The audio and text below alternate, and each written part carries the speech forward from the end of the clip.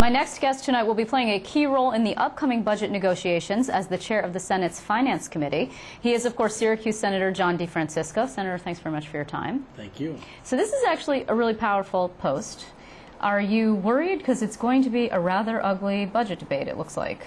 No, I'm not worried. I'm not so sure if it's going to be that ugly. You know, the Senate Republicans have been saying the same thing about cutting spending and taxes as the governor said in the State of the State. So I'm not so sure we're going to be that far off from what the governor is going to propose. But I think it's challenging, but on the other hand, it's something that has to be done. And I'd like to be part of something that gets something productive done for the state.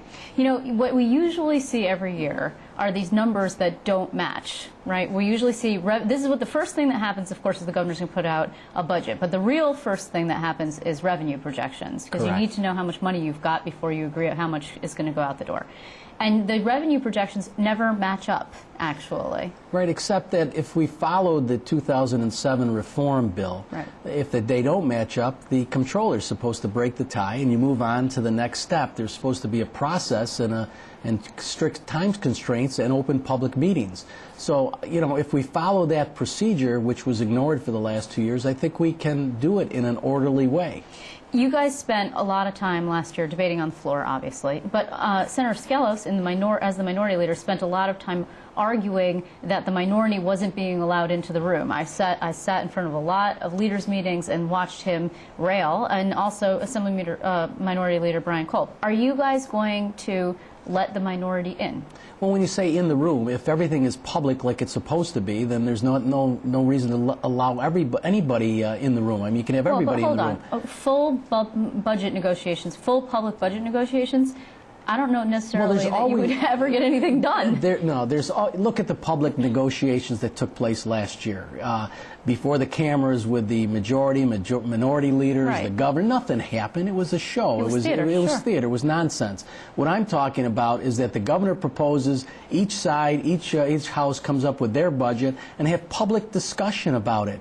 And there's no reason that public discussion can't take place in joint open conference committees. Now, when push comes to shove, and there's going to have to be some decisions made, then sure, the minority should be involved in those discussions as well. They may not have the votes to make much change, but having been in the minority, I know how important it is to at least be considered before making final decisions. But you're already seeing, actually, some negotiation taking shape. You know, this whole idea of the property tax cap that may or may not get linked to rent control. I mean, you've been around long enough to remember. I just remember the massive fight about rent control that held everything up the last time around, if I remember correctly.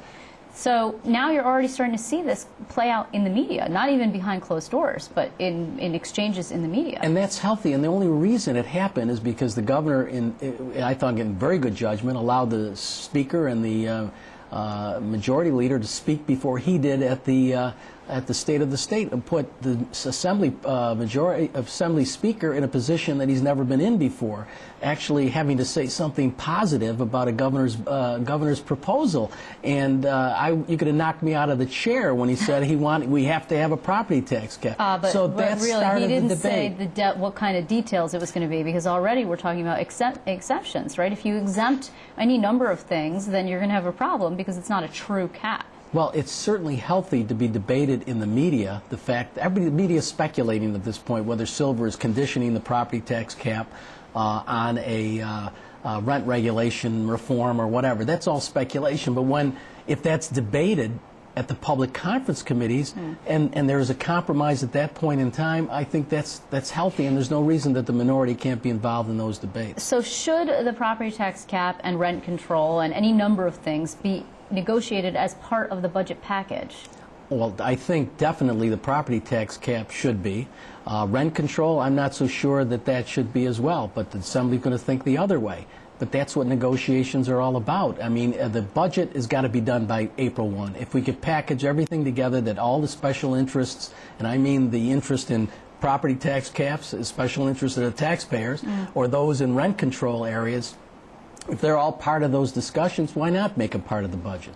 Well, because the possibility is that the more that you put into the budget, as we've seen before, the more likely it is that some sticking point gets stuck and then nothing happens. Except that the only thing the legislature is required to do is to pass a budget, and if it doesn't get in the budget, you may never see a property tax cap. That is true. That is true. Earlier today, your colleague, Senator Libous, had a really interesting exchange with reporters, I thought. I'm not sure if you quite saw it, but he basically said, the question is the millionaire's tax. Obviously, the governor has made it quite clear that he'd like to see it sunset at the end of the year.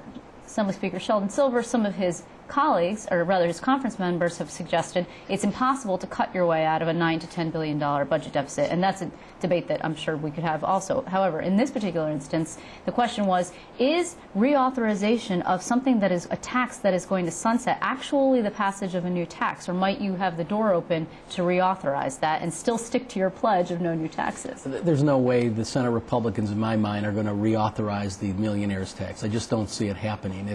We've pledged no new taxes, and I'm sure that that pledge is going to be honored.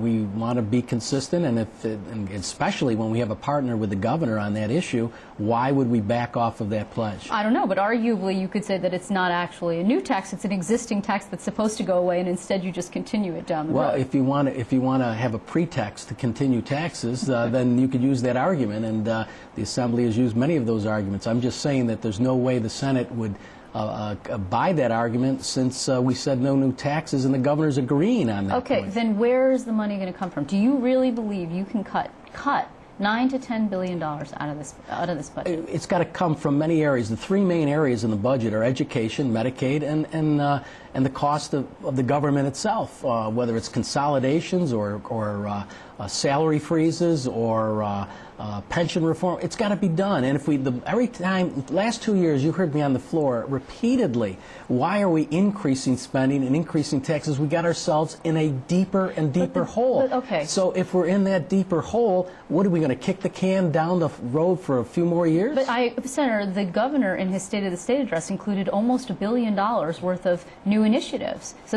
now we're talking about not just $9 to $10 billion of a hole that you need to fill, but another almost $1 billion worth of initiatives that you want to pay for. Well, if the Assembly and the Senate agree to new initiatives at a time we're supposed to be cutting, then shame on us. So you think no new initiatives? You do not believe that that's appropriate? It depends on what those initiatives are. If it means take $250 million out of an education budget to give incentives for educators to do a better job, well, that's just reorganizing where the money's coming from and where it's going to and what the conditions are. So some of them aren't new initiatives that require additional money. It may be redirecting the funds that are already in the budget for just general education. Do you not foresee a potential problem with education in particular? Because there was, of course, an education aid cut the last time around. I understand that it's a big part of the budget needs to be cut, but you've got now a full complement, again, of Republicans on Long Island, where traditionally more wealthy districts have been held harmless, and they still get that same amount of funding that they've come to be accustomed to. I didn't say it was going to be easy. I mean, if I can resolve this tonight in this 3-minute or 8-minute segment, we could all go home, we could all go home. My point is, it's not going to be easy, but unless everything is considered, we'll never get to that goal, and we have to get to the goal. The last 2 years, we've kicked the can down the street, and in fact, we've done worse than that. We've added to the burden. If we would just held the line the last 2 years and not increase spending by $14 billion, we were going to be in a much better position right now. We might not even be in the problem we're in right now. So my point is, you got to start somewhere, and if it means real pain for a few groups, well, they avoided the real pain the last couple of years. It's just that the time that it's going to come is a little later. That's all. Even education. Anything has got to be considered. When Mario Cuomo, I've been here long enough to remember the first Cuomo 1, and he cut education funding during a crisis in the early 90s, and the world continued, including people are still educated even to today. So there's nothing that could be ignored, and I think education's got to be part of it. But the health care costs are the ones that are the biggest increases in Medicaid. The optional coverages have to be looked at closely and hopefully cut back. Well, we shall see. In the meantime, Senator DeFrancisco, I want to thank you very much. It's going to be a very interesting couple of months. It will, and you'll have plenty to report. Thank goodness.